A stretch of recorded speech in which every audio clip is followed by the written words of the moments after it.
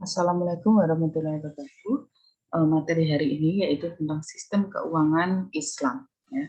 Kita akan membahas sistem dari keuangan dari akuntansi syariah atau menurut prinsip Islam. Nah, dalam prinsip Islam itu mewajibkan untuk umat Muslim untuk memelihara harta kekayaannya. Dengan cara apa? Yang pertama, anjuran bekerja atau berdagang. Kemudian nanti kita akan bahas tentang konsep kepemilikan menurut prinsip syariah. Kemudian penggunaan dan pendistribusian harta dalam artian menganut prinsip tidak boros, kemudian tidak sombong, harus memberi infak dan sedekah, harus membayar zakat sesuai dengan ketentuan, kemudian memberi pinjaman tanpa bunga dan meringankan orang yang berhutang. Kemudian memperoleh harta. Kita akan bahas satu-satu. Yang pertama anjuran bekerja dan berniaga. Ada hadisnya.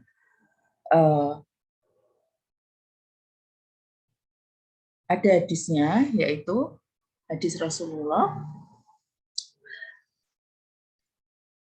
terkait dengan anjuran bekerja dan berniaga. Jadi apabila telah ditunaikan salat, maka bertebarkanlah kamu di muka bumi dan carilah karunia Allah dan ingat Allah banyak-banyak supaya kamu beruntung. Ini menurut surat. Kemudian menganjurkan bahwa sesungguhnya Allah suka kepada dia atau melihat hambanya untuk berusaha mencari barang dengan cara yang halal. Menurut hadis dari Ahmad Tabarani. Kemudian menurut hadis riwayat Muslim itu orang yang minta padahal dia tidak begitu membutuhkan atau tidak terdesak, sama halnya dengan orang yang memungut bara api. Jadi diharuskan hamba Allah atau umat Muslim itu tidak hanya sekedar meminta, tetapi juga harus bekerja. Bekerja dengan cara apa? Bekerja secara halal. Salah satu yang dianjurkan adalah berdagang atau berniaga seperti itu. Kemudian konsep kepemilikan. Kepemilikan harta kekayaan pada manusia terbatas pada kepemilikan atas manfaat selama masih hidup di dunia, bukan kepemilikan secara mutlak. Saat dia meninggal, kepemilikan tersebut berakhir dan harus didistribusikan kepada ahli warisnya sesuai dengan ketentuan syariah. Nah, ini wajib hukumnya. Ya. Jadi harta itu adalah memiliki manfaat sampai masa hidupnya. Ya. Setelah meninggal, ya ditinggalkan oleh hak ahli warisnya seperti itu. Kemudian penggunaan harta tidak boros, tidak kikir ya. Kemudian memberi infak dan sedekah itu adalah hal yang wajib dilakukan dalam prinsip syariah. Penggunaan harta yaitu diantaranya membayar zakat sesuai dengan ketentuan. Kemudian memberi pinjaman apabila ada orang yang mengalami kesusahan uang, misalkan memberi pinjaman tetapi harus tanpa bunga, tidak boleh ada bunga. Kemudian meringankan orang yang berhutang, seperti itu. Nah, selanjutnya perolehan harta. Perolehan harta dikatakan halal dan baik apabila niatnya benar, tujuannya benar, cara atau sarana untuk memperolehnya juga benar, sesuai dengan yang ditetapkan Al-Quran dan hadis. Intinya bahwa harta yang diperoleh itu harus dengan cara yang halal seperti itu.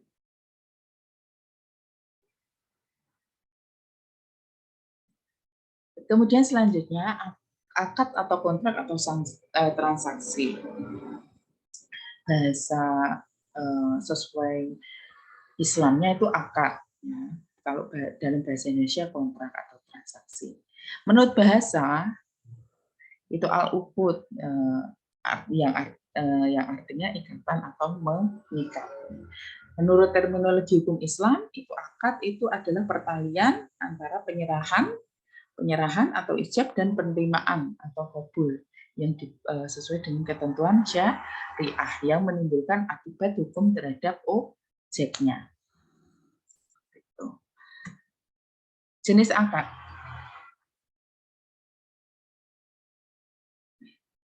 Jenis akad ada dua, akad baru dan akad ijarah.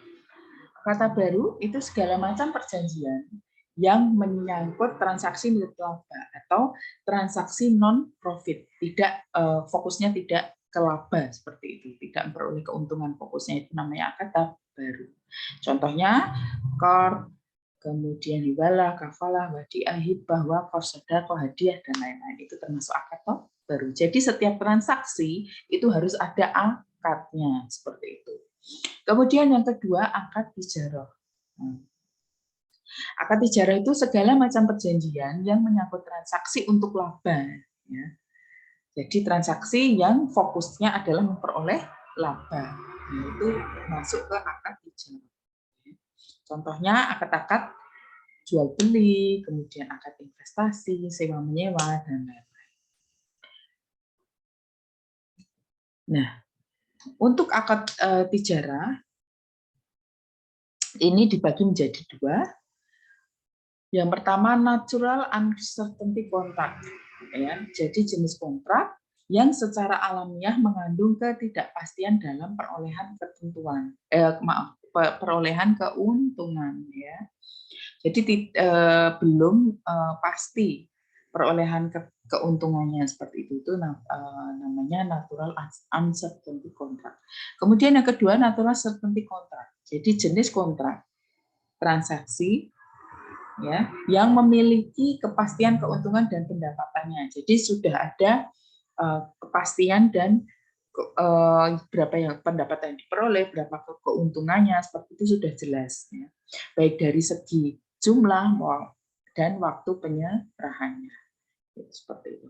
Jadi contohnya murabahah, salam, istisna, ijorah itu masuk natural uncertainty contract. Kemudian rukun akad. Rukun akad itu hal-hal yang harus dipenuhi dalam perjanjian atau akad. Yang pertama harus ada pelaku. Pelaku di sini karena kaitannya dengan penjual dan pembeli, berarti pelaku harus penjual dan pembeli. Kemudian harus ada objeknya, objek yang diperdagangkan. Yang ketiga itu harus ada ijab qabulnya, harus ada transaksi kontrak perjanjiannya seperti itu. Kemudian prasyarat transaksi itu ada hadis yang mengatakan, hai orang-orang beriman, janganlah kamu saling memakan harta sesamamu dengan jalan batil atau tidak benar kecuali dengan jalan perniagaan yang berlaku, dan suka sama suka di antara kamu, dan janganlah kamu bunuh diri. Ya. Sungguh Allah Maha Penyayang kepada kamu. Berarti intinya ya, setiap transaksi dalam prinsip Islam itu harus yang benar ya, yang benar atau yang halal seperti itu adalah melalui jalan perniagaan atau melalui jalan berdagang, dan tidak harus adil ya di antara kedua belah pihak, tidak saling menguntungkan maupun tidak saling merugikan. Kemudian transaksi yang dilarang. Transaksi yang dilarang, yang pertama semua aktivitas investasi, perdagangan atas barang dan jasa yang diharamkan. Yang kedua riba, yang ketiga penipuan, perjudian. Kemudian transaksi yang mengandung ketidakpastian, ya itu masuk transaksi yang dilarang. Kemudian penimbunan barang, monopoli perdagangan, itu ya termasuk transaksi yang dilarang. Kemudian rekayasa permintaan, kemudian suap, kemudian tahaluk, ya, kemudian pembelian kembali oleh penjual dari pihak pembeli.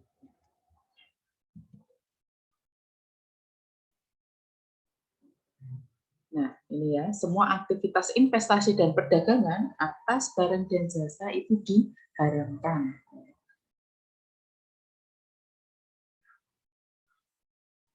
Nah, ini juga transaksi yang dilarang. Maksudnya aktivitas investasi dan perdagangan barang dan jasa yang haram ya, yang sifatnya haram. Minuman keras misalnya, atau narkoba dan lain-lain, itu kan termasuk barang yang haram, jadi dilarang. Riba, menurut bahasa, riba itu adalah tambahan, ya. Tambahan atau berkembang atau meningkat atau memperbesar.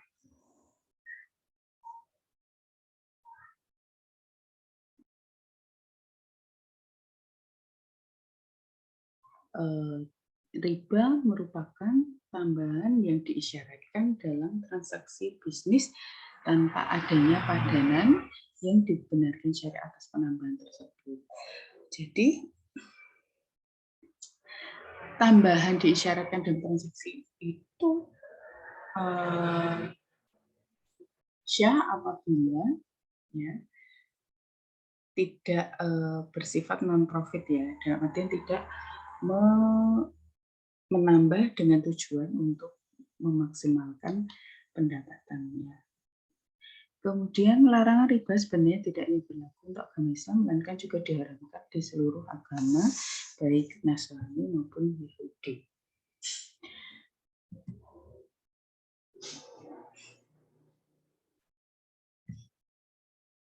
Nah, ini ada 4 tahap larangan riba. Pada tahap pertama, zaman dahulu ya, tahap pertama itu manusia diberi peringatan bahwa pada hakikatnya riba itu tidak menambah kebaikan di sisi Allah. Ya, belum berupa larangan keras ya, waktu zaman dulu. Kemudian yang tahap 2, mengenai perjalanan hidup orang Yahudi yang melanggar larangan berupa riba, ya, diberi siksa yang pedih. Kemudian untuk yang tahap 3 itu lebih diperjelas ya, maksudnya tentang pelajaran tentang riba atau pengharaman riba itu secara lebih jelas ya di atur. Kemudian untuk tahap 4, jadi ketetapan yang menyatakan dengan tegas dan jelas bahwa semua praktik riba itu dilarang atau haram.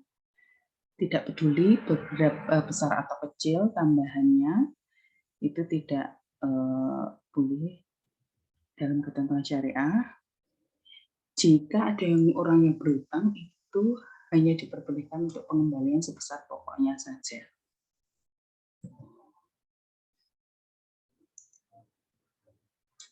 Dalil riba nanti bisa dibaca sendiri. Kemudian jenis riba. Jenis riba yang pertama yaitu riba nasi'ah atau bersumber dari Al-Quran. Itu dibagi menjadi 2, yaitu riba qard dan riba jahiliyah. Riba qard itu tambahan atau tingkat kelebihan tertentu yang disyaratkan terhadap yang berhutang ya. Jadi ada syarat-syarat tertentu. Ya. Kemudian riba jahiliyah itu hutang yang dibayar melebihi pokok pinjaman karena si peminjam tidak mampu mengembalikan dana pinjaman pada waktu yang telah ditetapkan. Ya, ini termasuk riba jahiliyah. Kemudian yang kedua yaitu riba fadl, itu bersumber pada al-hadis, yaitu suatu penambahan pada salah satu dari benda yang dipertukarkan dalam jual beli. Ya. Benda ribawi yang sejenisnya.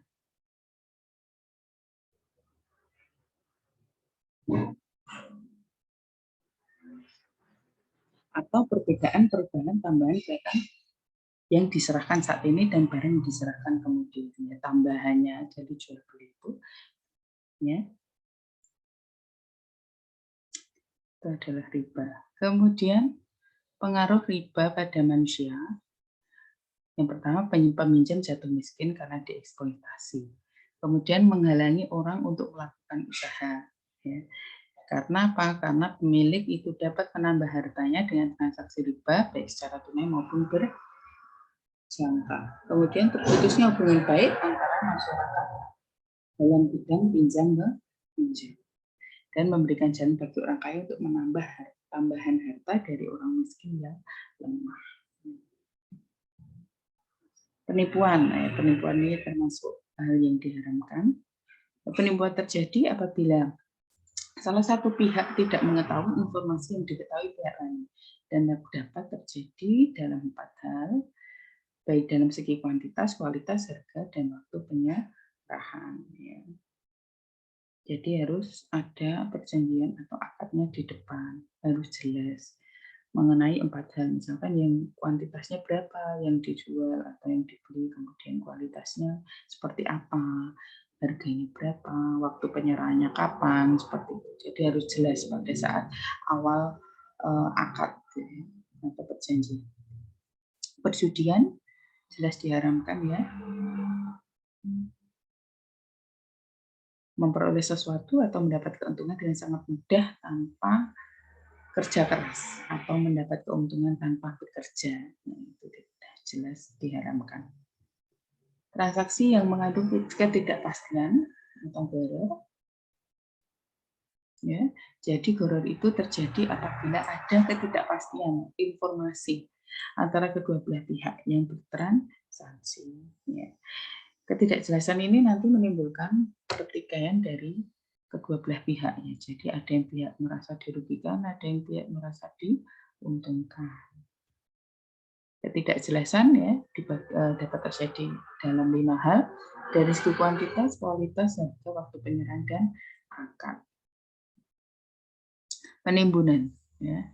Penimbunan itu membeli sesuatu yang dibutuhkan masyarakat kemudian menyimpannya sehingga barang tersebut berkurang di pasaran dan mengakibatkan peningkatan harga. Nah, ini sering terjadi ya kita di kalangan masyarakat ya. Jadi menimbun banyak misalkan barang-barang sembako gitu ya. Atau yang terjadi fenomena yang terjadi barusan itu adalah kelangkaan minyak goreng seperti itu. Jadi masyarakat menimbun banyak barang karena peningkatan harga seperti itu diharamkan ya. Monopoli. Jadi monopoli itu biasanya dilakukan dengan membuat entry barrier, yaitu untuk menghambat produsen atau penjual masuk ke pasar agar dia menjadi pemain yang tunggal, monopoli perdagangan seperti itu. Jadi dia tidak ada saingan di pasar seperti itu. Dan hanya dia yang menghasilkan keuntungan yang paling tinggi seperti itu. Itu tidak diperbolehkan. Kemudian larangan rekayasa permintaan. Ini termasuk kategori penipuan karena merekayasa permintaan, di mana satu pihak berpura-pura mengajukan penawaran dengan harga yang tinggi agar calon pembeli tertarik dan membeli barang tersebut dengan harga yang tinggi. Jelas tidak diperbolehkan. Kemudian suap dilarang karena dapat merusak sistem yang ada di dalam masyarakat, ya, sehingga nanti menimbulkan ketidakadilan sosial dan persamaan perlakuan. Jadi pihak yang membayar suap itu nanti pasti akan diuntungkan dibandingkan yang tidak membayar. Lalu terjadi apabila ada 2 akad saling berkaitan di mana berlakunya akad pertama tergantung pada akad kedua. Ya, contohnya, contoh dari ta'aluk ini, misalkan A menjual barang X harga 120 juta secara cicilan kepada B. Dengan cara B harus kembali menjual barang X tersebut kepada A secara tunai seharga 100 juta. Nah, ini jelas tidak diperbolehkan. Ya. Ini ya, termasuk perekayasaan seperti itu. Transaksi tersebut haram karena ada persyaratan bahwa A bersedia menjual barang X ke B asalkan B kembali menjual barang tersebut ke A. Nah, itu tidak boleh ya. Tidak boleh seperti itu. Kemudian pembelian kembali oleh penjual dari pihak pembeli itu sama dengan riba. Misalkan A menjual secara kredit kepada B ya. Kemudian A membeli kembali barang yang sama dari B secara tunai. Ya. Nah, kita lihat ada 2 pihak yang seolah-olah melakukan jual beli, namun tujuannya bukan untuk mendapatkan barang, melainkan A mengharapkan untuk mendapat uang tunai, sedangkan B mengharapkan kelebihan dari pembayarannya. Itu tidak sah, tidak boleh dalam prinsip Islam.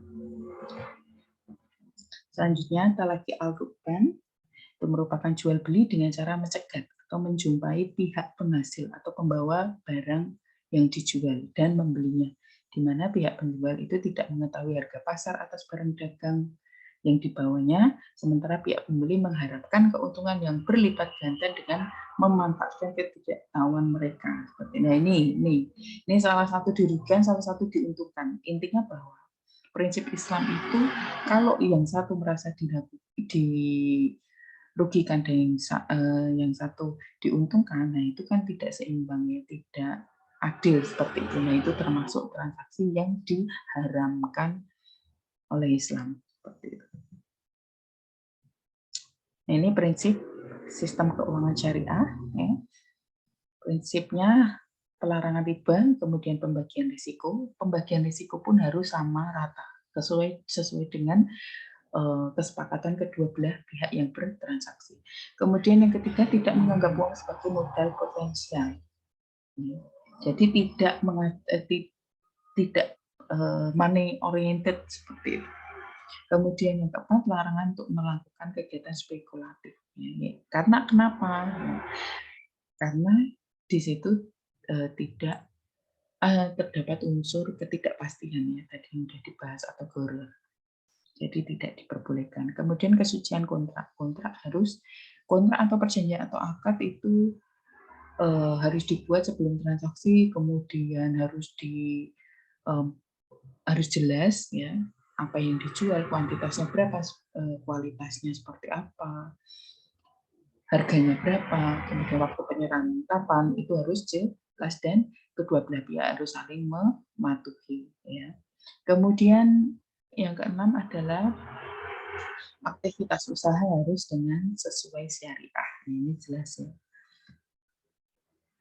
Nah, instrumen keuangan syariah ini nanti akan kita bahas satu-satu, dibagi menjadi 3, akad investasi, NUC tadi ya, natural certainty, kemudian akad investasi atau NCC, natural certainty, kemudian akad lainnya. Akad investasi